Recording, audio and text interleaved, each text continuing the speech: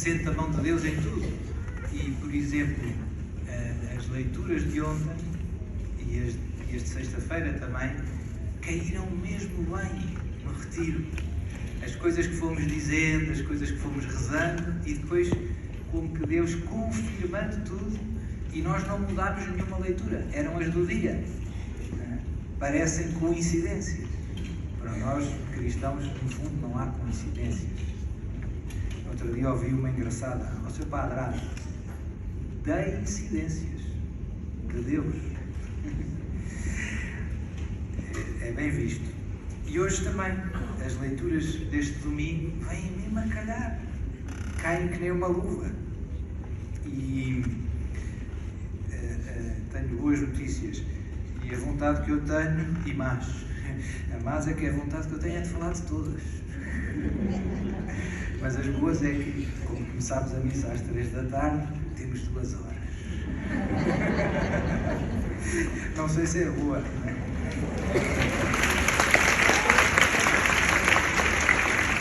É tão bom, eu gosto muito dos retiros, podemos rezar sem pressa. Num mundo em que tudo é a correr, e aqui é sem pressa. Estamos aqui para isto e que bom. Não sei, pai, mas olha que eu tenho um autocarro às 5. Eu sei. O Cadu já me avisou. A missa não pode acabar depois das 5 por causa dos autocarros. Não vai acabar. Eu já combinei com ele, se eu começar a derrapar muito, ele atira-me uma caneta. Eu já sei que pronto, já chega. Então, Jesus foi almoçar, passou a vocação de São Mateus. Acho que já falámos um bocadinho, o Padre Miguel falou e bem, e muito bem. São Mateus era um publicano, os publicanos no tempo de Jesus gozavam de má fama. Não tinham assim muito, não eram flor que se cheira, como se costuma dizer, por 2 motivos principais. O povo não gostava deles porquê, Sr. Padre? Por 2 motivos. Primeiro, porque trabalhavam para os romanos, e os judeus não gostavam dos romanos. Porquê? Porque os romanos eram o império que tinha conquistado a terra que Deus lhe tinha dado. Acham que eles estavam a gostar? Eles queriam que os romanos desaparecessem quanto antes, melhor. Mas não havia nada a fazer. Os romanos tinham um exército forte e mandavam naquilo. O governador Pilatos. E havia alguns judeus que trabalhavam para os romanos. Bandidos. E ainda por cima não era um trabalho qualquer. Não era pintar paredes. Era cobrar impostos aos judeus para ir entregar aos romanos. Ninguém os podia ver. E como se isto não bastasse, era visto um bocado como uma traição à pátria. Vocês imaginem, os espanhóis, houve ali uma altura em que o rei de Espanha também era rei de Portugal. E havia aqui uns portugueses que iam pedir impostos para ir entregar aos espanhóis. É que nem passava o bacalhau, a garganta. A gente encarregava-se e ficava ali encalhado. Mas como se isso não bastasse, o que é que faziam? Os publicanos aproveitavam-se da sua função e cobravam um bocadinho mais, 3 pontinhos. Vão perceber? Já agora, não é? E por isso, os publicanos eram ricos. Zaqueu, a história de Zaqueu, o chefe dos publicanos. Não é? E depois ele arrependeu-se e o que é que disse? E se prejudiquei alguém, vou restituir. Porquê é que ele diz se prejudiquei alguém? Porque acontecia. Porque acontecia muito. Os publicanos aproveitavam e metiam ao bolso. Dito assim de uma maneira simples.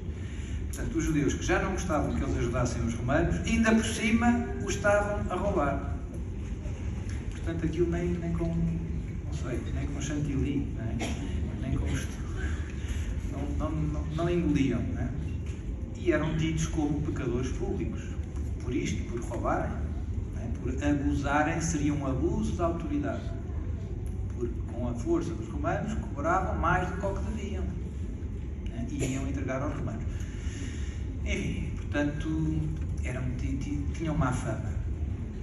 E Jesus foi ter com este cobrador de impostos, Mateus, e chamou para um dos apóstolos.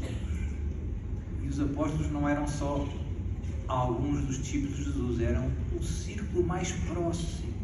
Eram aqueles que Jesus depois deu poder para curar, para expulsar o demónio e enviou-os a pregar. E depois deu-lhes o poder de consagrar a missa, de perdoar os pecados. Muito forte. Um dos apóstolos tinha sido um bandido. Imaginem hoje Jesus estar aqui e ir almoçar, sei lá, com os presidentes dos clubes de futebol. E escolher um dos presidentes mais conhecidos para bispo. É uma coisa que custa a crer, não é? Custa a crer. Custa a crer. E por isso esta pergunta, Jesus vai almoçar à casa de Mateus, Mateus convida os amigos, que também eram bandidos, e as pessoas, sobretudo os fariseus, viam aquilo, este homem não é de Deus. Então anda a almoçar aqui com os presidentes dos clubes de futebol. Isto é uma banda de corruptos e de mafiosos. E eles perguntam: por que motivo é que o vosso mestre come com os publicanos e os pecadores? E a pergunta tem alguma razão de ser. Tem alguma razão de ser. Porquê? São Paulo diz na carta aos Coríntios: más companhias corrompem bons costumes. Primeira carta aos Coríntios. E nós, o provérbio cá em Portugal é: diz-me com quem andas. Portanto, a gente tem que ter cuidado. Há uma questão de prudência. Nós não devemos andar com mais companhias. Mais simples é difícil dizer, não é? E, portanto, esta pergunta não era de todo descabida, não é? E Jesus explica porquê. Jesus dá uma resposta. Não são os que têm saúde que precisam de médico, mas sim os doentes. O que é que Jesus quer dizer com esta resposta? Eu estou aqui a almoçar com estes bandidos, não é para lhes dar palmadinhas nas costas e dizer que continuem, que vão bem. Não é para os confirmar no pecado, é para os convidar à conversão.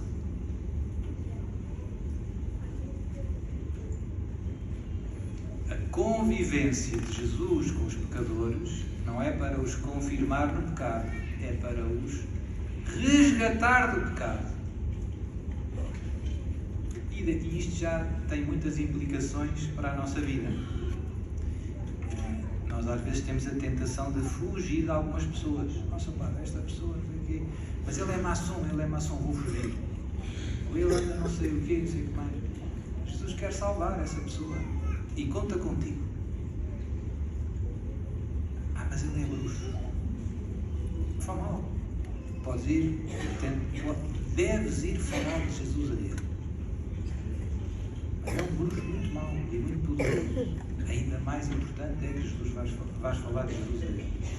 Portanto, Jesus não quer que a gente fuja de ninguém. Jesus quer todos, não quer alguns. Quer salvar todos. E conta contigo. E baseando neste Evangelho, há uma frase que eu repito às vezes, que mostra este exemplo de São Mateus, e há tantos outros na Escritura e ao longo da história da Igreja, que para Deus não há casos perdidos. Senhor Padre, mas este meu netinho, não sei o quê, não tem cura, só quer computador, não sai do quarto, não sei o quê. Para Deus não há casos perdidos. Podes dizer ao teu irmão do lado: meu irmão, para Deus não há casos perdidos. E Deus conta contigo para resgatar as ovelhas desgarradas. É isso. Agora, temos que ter cuidado, porque nós não queremos conviver com quem está longe de Jesus. Há aqui um risco, não é? Eu vou agora conviver com os bandidos e tal. E depois, se eu chego lá e não os convido para vir para Jesus, às tantas, aquela convivência começa-se a tornar perigosa. importante, temos que ter prudência. A gente vai com uma missão de resgate. O perigo é a gente esquecer-se da nossa missão. E às tantas a gente acaba apanhando a onda. E aí vai tudo por água abaixo. Em vez de ir resgatar, vou-me perverter. Mas para Deus não há casos perdidos. É importante a gente dizer isto todos os dias, porque às vezes parece que há pessoas que não têm volta a dar. Mas parece, como eu dei o exemplo do netinho, mas podíamos dizer, meu marido, seu pai, não sei o quê, não pode, nem quer vir, não vai vir, não aceita. Eu gosto sempre de dizer, ainda não acredito em Jesus. Porque o coração humano é uma coisa misteriosa. Às vezes muda. Às vezes Deus toca e muda. E já ouvimos aqui alguns testemunhos, não é? Dois muito fortes, Alexandre e do José. Como eles não estavam nem aí, estavam longe, e Jesus deu-lhes um piparote. E agora estão aqui todos contentes connosco.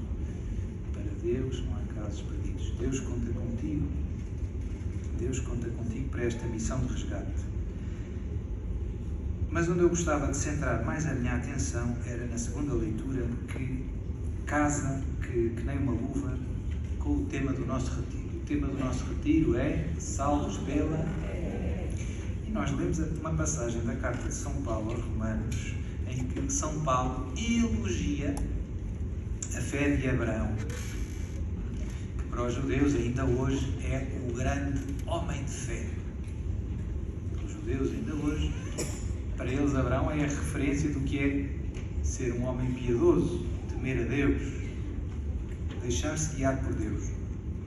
Todos conhecemos a história, não vou repetir, é só relembrar. Já era idoso, a mulher era estéril, Sara era estéril, e Deus promete-lhe uma descendência como as estrelas do céu. E qual é que foi a reação dele? Esta aqui é a parte importante, que se aplica à tua vida. São Paulo começa logo assim: contra toda a esperança, Abraão acreditou que se havia de tornar-se pai de muitas nações, como tinha sido anunciado. Contra toda a esperança. Porquê é que ele diz isto? Porque ele já não tinha 30 anos, tinha 100, e a mulher 90, não sei. O Padre Miguel, quantos anos é que começaram? Ele diz que já tinha passado o prazo de validade. Pronto. E portanto, contra toda a esperança, a gente já sabe o que é que quer dizer, não é? Não era possível, humanamente, ela ter filhos. Não era possível. Mas Deus prometeu. E portanto, ali houve uma escolha que Abraão teve que fazer. São Paulo, mais à frente, diz: perante a promessa de Deus, está a falar de Abraão, não se deixou abalar pela desconfiança. Ou seja, ele podia ter olhado para ele, olhado para Sara e dizer: isto não vai acontecer. Antes se fortaleceu na fé, dando glória a Deus. E depois vem a parte que eu queria insistir: plenamente convencido de que Deus era capaz de cumprir o que tinha prometido. Plenamente convencido de que Deus era capaz de cumprir o que tinha prometido. Ou seja, isto humanamente não é possível, mas se Deus prometeu, vai acontecer.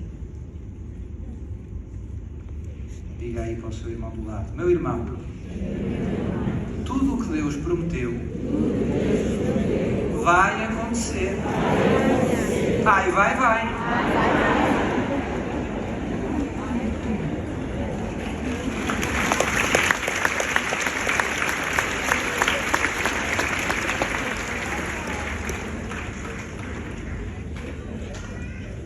É importante percebermos que a fé não é... Hoje as pessoas veem a fé muito como um sentimento.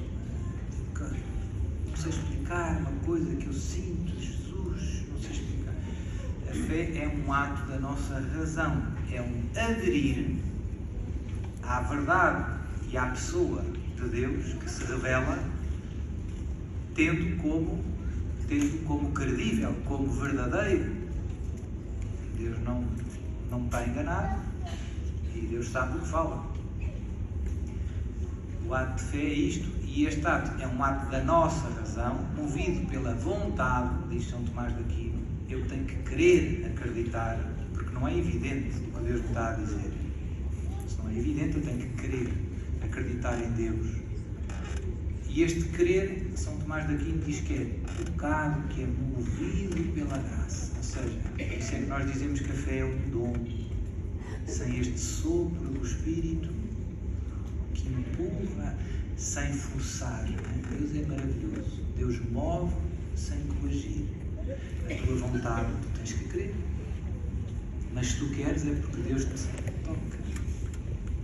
Queres verdadeiramente, livremente, sim. Mas ao mesmo tempo, esta vontade é sustentada por aquele que te criou e que te puxa para o bem. Deus atrai-nos com o bem. Portanto, a fé é um ato, digamos assim, sobretudo, é um ato que a gente faz, como eu dizia, é um aderir, é um dizer, eu acredito. Eu gosto muito de dar alguns exemplos para nós percebermos em que onda é que vai a fé. Se bem que esta fé sobrenatural está ligada a Deus, mas humanamente isto é verdade para muitas coisas. Quando a minha avó era nova, as minhas avós ainda são vivas, têm 95 anos, e elas às vezes contam coisas. Quando eu tinha 15 anos, fui a um baile muito bonito que havia, etc, e aconteceu lá isto. E eu tenho uma escolha, ou acredito no que ela me está a dizer, ou não acredito. Porquê? Porque eu não vi o baile, eu não fui lá, eu não assisti ainda. Portanto, fé tem a ver com acreditar no testemunho que alguém me dá. E normalmente, humanamente falando, há dois motivos que me levam a aderir ao testemunho de alguém. O que é que me leva a acreditar na minha avó? Dois motivos, muito simples. Primeiro, eu sei que ela sabe o que é que aconteceu quando ela tinha 20 anos. Não é? Ou seja, ela sabe o que está a falar. E a segunda coisa, eu sei que ela gosta de mim e que não me quer enganar. Quando estas duas coisas acontecem, nós naturalmente acreditamos. Essa minha avó me contou, e eu acredito. E eu assim sei coisas que não sei por experiência direta. Eu não tinha maneira de saber isso, a não ser pela fé. E isto aplica-se a imensas coisas.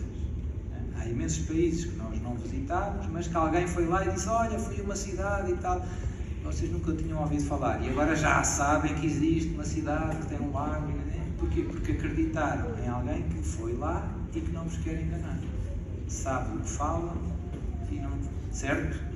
Quando nós aplicamos isto a Deus, isto é verdade da maneira mais forte.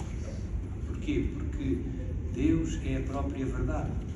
Deus é o próprio amor. E, portanto, quando Deus te fala, Deus pode-se enganar? Sim ou não? Não. Nunca. Isto é importante termos claro. E o padre mais inteligente do planeta Terra pode-se enganar? Infelizmente. E o cientista, mais com 6 doutoramentos, pode-se enganar? Pois pode. Agora, ia dizer umas coisas, vou dizer. Agora tivemos a história da pandemia, não é? E fomos embarretados à força toda. E nós acreditámos. Ó, Sr. Padre, mas aquilo vinha da DGS. Pois. E os cientistas que apareciam no telejornal? Pois. Como é que o Sr. Padre sabia que não era verdade? Porque há mais cientistas além desses. O que é que eu fiz? Estudei. Mas dá trabalho. Eu disse, isto cheira-me a queimado. Isto cheira-me a banha da cobra. Por exemplo, vou dar um exemplo, as máscaras cirúrgicas que toda a gente, andámos aí a fazer figura de palhaços durante um ano. As máscaras cirúrgicas nunca preveniram a transmissão de vírus na história da medicina. Nunca. O próprio nome diz máscara cirúrgica. Não é máscara antiviral. Nunca foi. Porque é que andamos mascarados de máscara um ano e tal? Ninguém sabe explicar muito bem. Calma. Quantos estudos científicos existem a demonstrar que as máscaras são ineficazes na inibição da transmissão dos vírus, ou seja, não servem para prevenir? Imensos. Eu tenho mais de 40 estudos. 40! Isto antes da pandemia, não é preciso... Porquê é que ninguém falou disso no telejornal? É estranho. Pronto, isto para dizer... A gente tem que ter cuidado em quem é que acredita. Às vezes nem tudo o que brilha é ouro. Eu podia dar mais exemplos. A história dos lockdowns, do confinamento, também. Agora tem-se saído. Agora começam a sair nos meios de comunicação de toda a gente que afinal não foi boa ideia. Eu já sabia, porque estudei. Como é que sabia? Fui ler em inglês, não sei o quê, dá trabalho. Também não havia nada para fazer. Depois fiz uns vídeos, fui censurado, não sei o quê. Mas isto para dizer, onde é que eu quero chegar? Isto tem a ver com a fé. Em quem é que consideramos credível, digno de crédito? Quem é que me está a dizer isto? Esta pessoa tem algum interesse? A RTP e a SIC e a TVI têm algum interesse em vender máscaras? Depois eu descobri uma coisa que poucas pessoas sabem, que os donos das empresas de vacinas são os mesmos donos das cadeias de televisão. É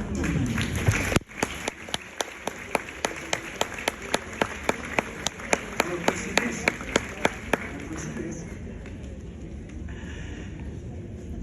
Eu não sabia, mas pronto, fui à pesca, não é? Por isso temos que ter cuidado, Mas como eu dizia, aplicado a Jesus, aplicado a Deus, e Jesus é Deus, como sabemos. Jesus pode-se enganar. Não. Jesus diz mentiras. Faz sentido acreditar cegamente em Jesus? Sim. Pois faz. É isto. A fé sobrenatural é esta adesão a Deus que se revela. E é absoluto. Deus não se pode enganar. Deus não é mentiroso. E por isso, tudo o que Ele diz, tudo o que Ele promete, eu posso apoiar-me aí. Jesus disse, eu sou o caminho, a verdade. Eu sou a verdade. E hoje, no mundo em que vivemos, a confusão é cada vez maior. Isto é uma salganhada, é uma confusão, a gente já não sabe a quantas andamos. Também já vimos aqui ao longo deste retiro tantas pessoas boas, o testemunho de Alexandre, que achavam que até eram católicos e até iam à missa e está tudo bem, mas que afinal estavam enganados em tantas coisas. Porquê que há tanta confusão? Quem é o pai da confusão? É o inimigo. O inimigo gosta de gerar confusão, gerar divisão. Pai da mentira. Jesus é a verdade e o pai da mentira é o oposto, quer lançar confusão.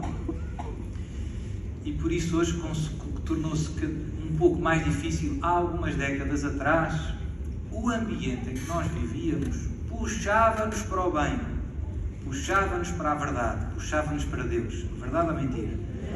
Muitos de vocês, quando eram novos, parecia mal não ir à missa, não é verdade? E parecia mal não fazer a primeira comunhão. E parecia mal, sei lá, não rezar o terço em casa.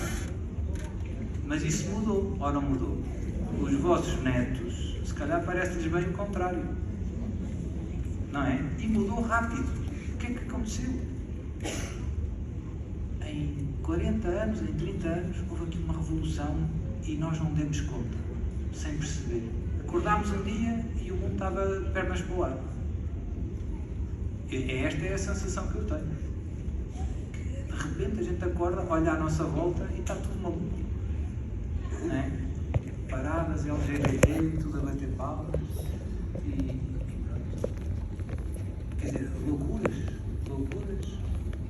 seguir às outras e toda a gente vai na onda, que é o mais assustador.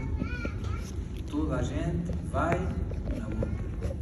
E, portanto, aqueles que seguem Jesus, que dão crédito, que acreditam na palavra de Deus, cada vez se sentem mais, digamos assim, fora de jogo. Não sei se percebe. É desconfortável, porque tudo à volta vai noutra direção. E antigamente podíamos dizer que tudo puxava para o bem, agora é ao contrário, tudo puxa para o mal. Portanto, se eu quiser continuar unido a Jesus, eu tenho que remar contra a maré. Diga ao seu irmão do lado: meu irmão, para seguir Jesus é preciso remar contra a maré. Remar muito contra a maré. Fala tu. E às vezes é em nossa casa.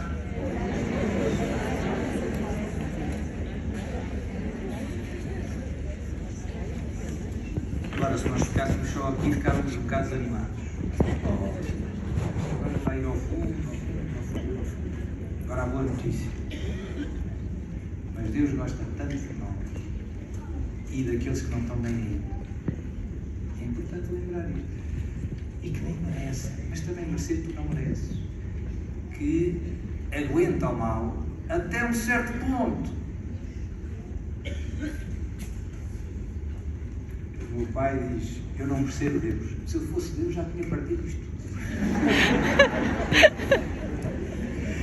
Não percebe a paciência que Deus tem com o mal. De facto é um mistério.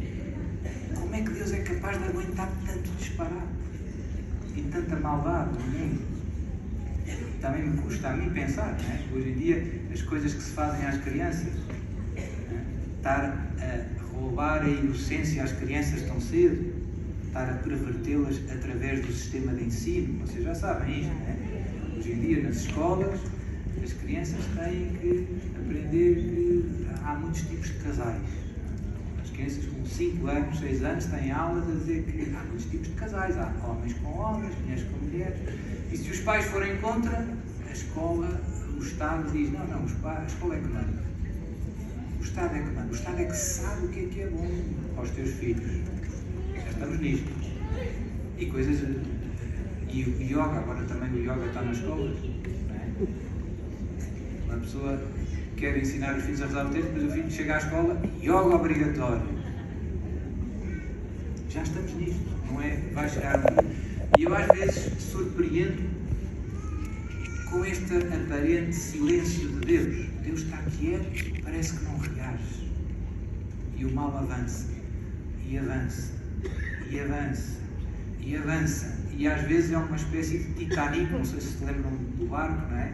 Está a ir ao fundo e nós já estamos assim com pouco sítio para respirar. Parece que vai acabar mal, não é? Então, tenho boas e más notícias para vos dar. Esta é a situação, ou pelo menos é a minha experiência, quando olho para o mundo à nossa volta. É assim que eu me sinto.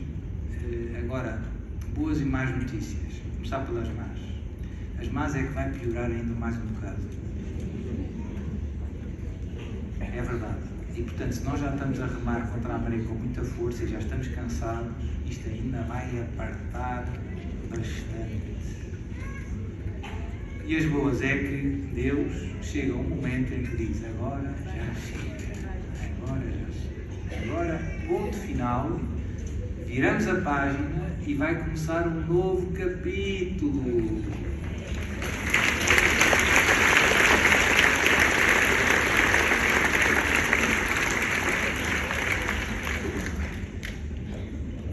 É uma ótima notícia. E agora, outra boa notícia é: nós podemos pedir a Deus com muita fé que não espere tanto, que antecipe a sua intervenção. É verdade, isto que eu estou a dizer é muito importante.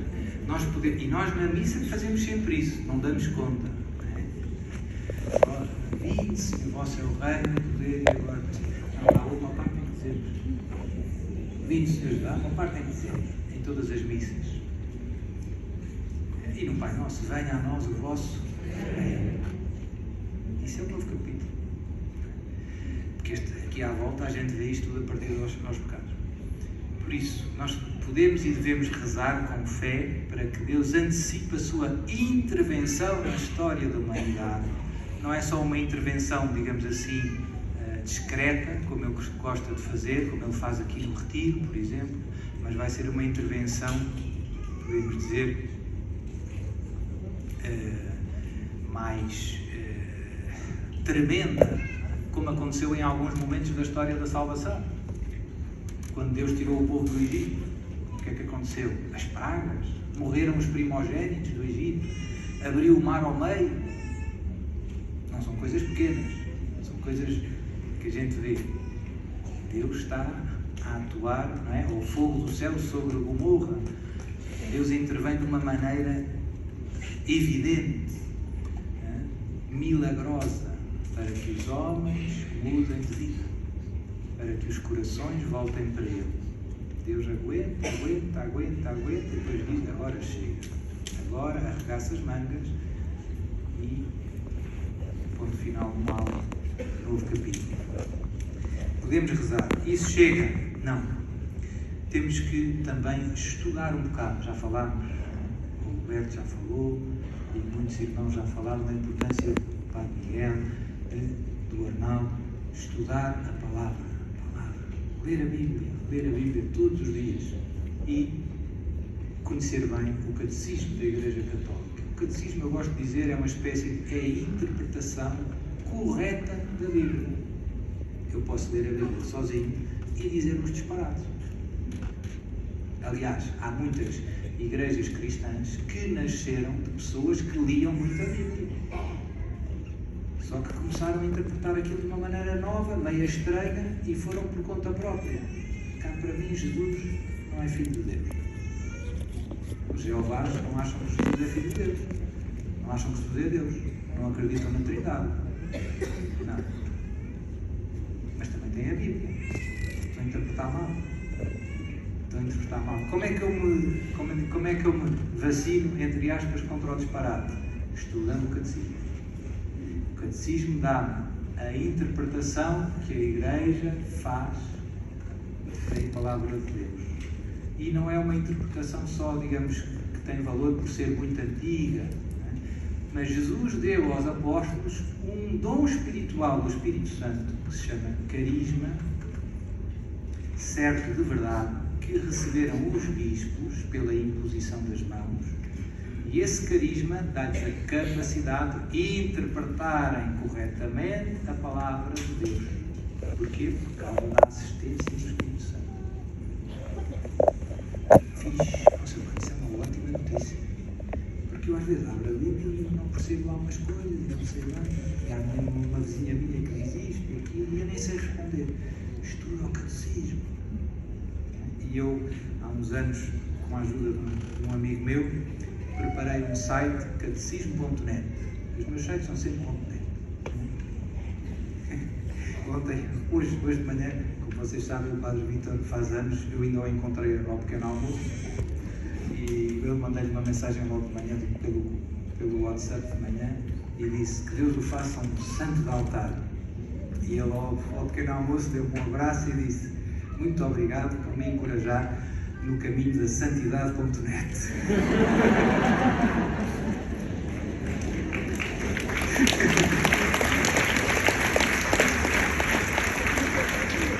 Os santos têm a sua pancada, não é? Enfim. Mas voltando, há um site que eu preparei com a ajuda de um amigo meu, catecismo.net. Porquê? Porque o catecismo já estava no site do Vaticano, mas era difícil de utilizar. Eu chegava lá e queria saber o que é que o catecismo diz sobre o aborto, e não, era difícil de encontrar. Então fiz um site só com bons motores de busca, vários índices em que eu posso procurar por temas, etc., para facilitar encontrar o que eu preciso de saber quando estou aquelas conversas de café, lá no trabalho, não é? A gente vai beber um café e tal, mas os católicos, não, mas isso da contracepção não é bem assim, não sei o que mais. E agora? Agora não sei, não tenho aqui o catecismo. Um instante ali. Não, isto não é assim. Já tenho ali a arma à mão. Né? para defender a verdade. Portanto, é importante estudar. Uma das dificuldades, o Padre Vítor falou um pouco do fim dos tempos, das mensagens de Nossa Senhora e de Jesus, mas uma das coisas que vai caracterizar o nosso tempo, estes futuros anos que estamos a viver, já começou, mas vai se intensificar, é a confusão. Por isso temos que ter as ideias claras. Quem não tiver as ideias claras não tem maneira de saber distinguir o trigo do joio. E, portanto, vai se sentir muito angustiado, vai se sentir muito desorientado quando vierem escolhas difíceis. Quem não está esclarecido, a gente já viu, mal comparado, voltando à história da pandemia. Toma vacina ou não toma? Muita gente boa que teve essa dúvida. Usa máscara ou não usa? O seu padre usou. Usei porque senão prendiam-me, não é? Mas mandei fazer a uma amiga minha, disse, arranjei o tecido mais fininho que tiver. Aquele transparente, quase. Pronto, se vier a polícia... Porquê? Porque eu sabia que não servia para nada e sabia ao contrário, que andar muitas horas com uma máscara na cara é tóxico, porque a gente respira pouco oxigênio, cria-se muita umidade à volta da cara e isso é propício ao desenvolvimento de fungos e de bactérias. Se alguém tiver aí que é médico, pode dizer isto e mais coisas. Portanto, andar 3 meses de máscara é mau para a tua saúde. E também estar em stress e em medo também debilita o teu sistema imunitário. Portanto, o melhor é estudar e estar em paz. Alegre e feliz, com o sistema imunitário forte. E pronto, e se vier a polícia, pôr a máscara. A não ser pôr a máscara no início, depois tu catequese à polícia. Mas eu, por acaso, eu tive várias vezes a polícia na minha paróquia, várias. E não usava, e houve um dia em que eles vieram e na minha paróquia ninguém usava, mas eu tenho alguns inimigos, acontece, com todos nós, com todos aqueles que procuram seguir Jesus, vamos ter chatice. E tenho alguns inimigos também nas paróquias, que não me gramam nem com ketchup. E então os meus amigos já começaram a avisar alguns fins de semana, ao seu padre, olha que há pessoas que nos vão denunciar, vem aí a GNR, cuidado, seu padre, cuidado. E então as pessoas já andavam todas de máscara no bolso, eles é que organizaram tudo, andavam todos de máscara no bolso, eu dizia, está tudo bem, não há problema, há de se resolver.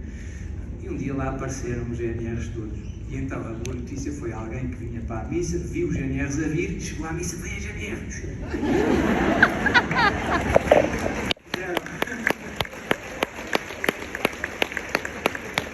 Fizeram as máscaras a comer e entretanto os GNRs chegaram, já não conseguiam pegar por aí. Só que as legislações tinham aquelas coisas da distância e a gente estava ao colo uns dos outros.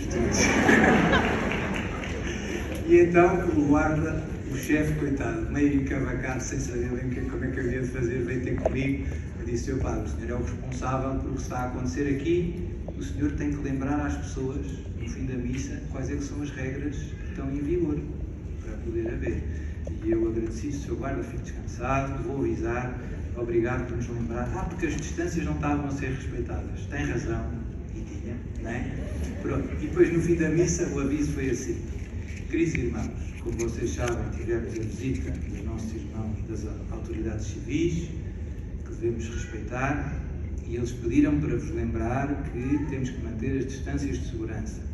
E depois parei e disse assim, mas não pensem que eu estou triste com vocês.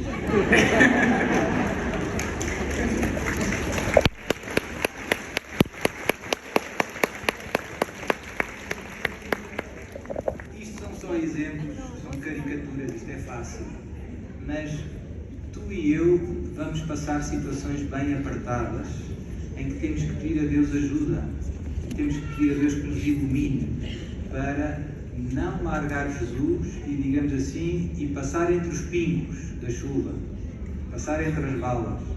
Se der, às vezes não dá, às vezes vamos molhar-nos ou vamos levar com as balas. Mas se isso for para não largar Jesus, Deus seja louvado.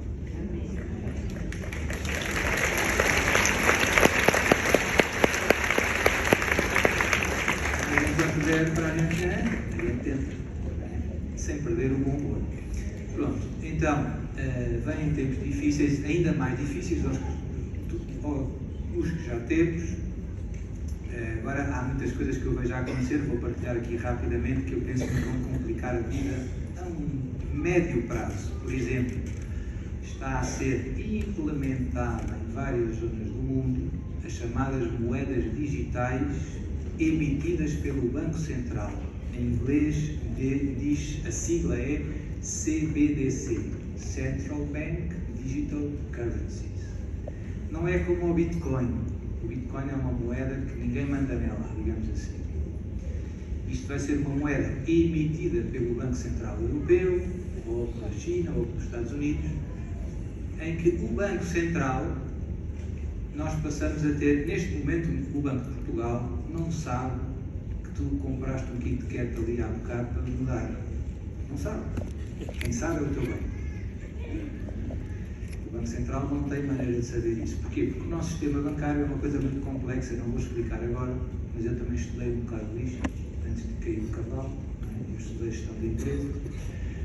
O sistema bancário e o sistema financeiro é uma grande confusão. Agora, o que se vai fazer é uma revolução do ponto de vista financeiro, do ponto de vista monetário.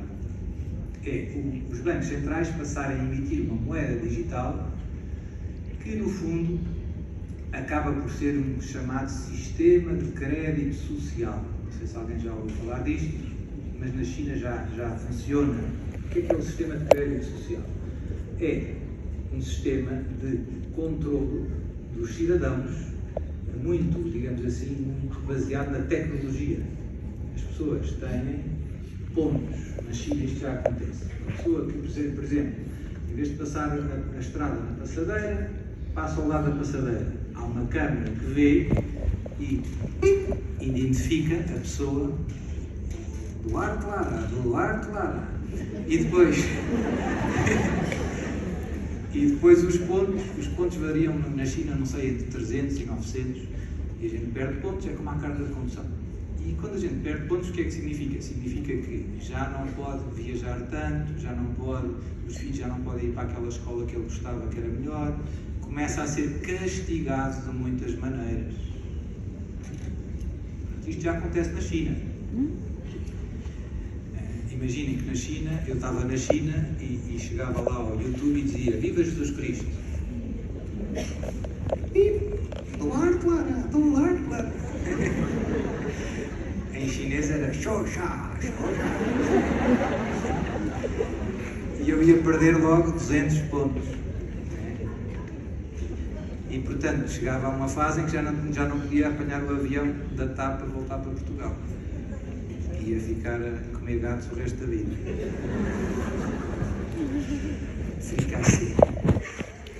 Enfim, a gente brinca com isto tudo, mas isto vai doer. Portanto, o euro digital já está a ser testado. O yuan digital, que é a moeda da China, já está a funcionar. O dólar digital está a entrar em funcionamento. E, na minha opinião, o que é que vai acontecer? Isto baseado também em muitas revelações privadas. Claro, o Vítor falou de várias. Eu acho que vai haver, a gente já está a sentir isto, vai haver um progressivo colapso social e económico, ou seja, vão estourar com isto tudo, vão rebentar com os bancos, não sei o quê, né? Para as pessoas ficarem dependentes do Estado. Esse é o plano. O plano é ficarmos com uma mão à frente e outra atrás, para dependermos do Estado. E depois o Estado vai dizer: eu ajudo-vos, eu vou-vos salvar. Basta que vocês abram uma conta com euros digitais. Eu vou pôr na conta 1000 euros digitais por semana. Se tu estiveres a passar fome, o que é que vai acontecer? Por isso, vai ser difícil. Vamos remar contra a maré com muita força. Eu já fiz alguns vídeos e brinco, né? Tenho estas minhas galinhas, mas tenho mesmo. Podem vivê-las. 3 galos, agora pegaram-se à luta no outro dia. Houve um que ficou todo partido, que era o que eu gostava mais. Enfim, por mais catequese que eu lhes faça, eles não amam o irmão. Mas eu eu tenho um plano B, onde é que eu quero chegar? Eu tenho um plano B. E depois isto eu acho que vai dar na marca da besta. O Apocalipse fala que sem qual não se pode comprar nem vender. Portanto, eu saltei muitas coisas, podem ver os meus vídeos. Não quero que percam o sono, mas quero que não sejam ingênuos. Quero que não sejam patínicos.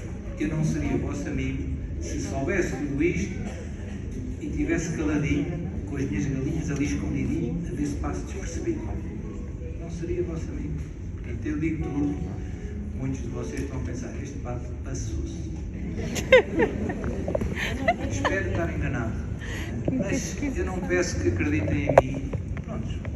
Acreditem em Jesus, acreditem em Deus. Leiam as Escrituras, meditem e rezem ao Espírito Santo. Deus vai vos ensinar e vai vos guiar. Se vocês se deixarem guiar por Deus, vai correr tudo bem. Vai correr tudo bem. Não precisam de seguir-me a mim. Esqueçam o Padre Lara. Foquem-se em Jesus. Invoquem o Espírito Santo. Deixem-se guiar por Deus. Vai correr bem. Deus vai vos dizer no vosso coração. Eu vi isso também na pandemia. Eu vi várias pessoas muito simples, pessoas que não sabem ler, que vinham ter comigo e diziam, Padre, eu não vou tomar a vacina. E elas não sabiam explicar bem porquê. Eu sabia. Deus disse-te que era mau. Deus mostrou-te que era mau no teu coração. Isto acontece muitas vezes. Eu encontro pessoas que eu vejo. Deus guia esta alma, que é uma alma humilde, que é uma alma simples, que é uma alma que confia em Deus. E é isso que eu espero que cada um de nós seja. Que nos deixemos guiar e não nos animemos. Eu acho que no meio da confusão Deus vai nos juntar, vamos estar todos à volta da mesma panela, com meia galinha.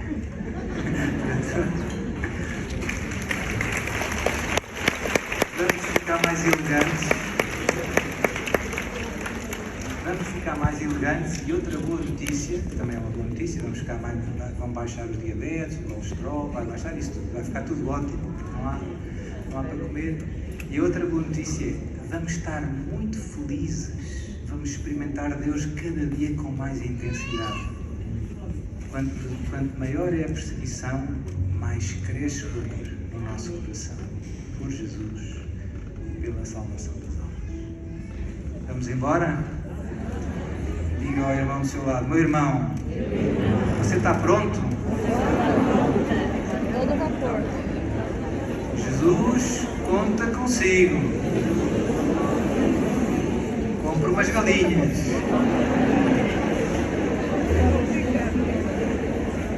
E uns chocolates para o Sr. Padre.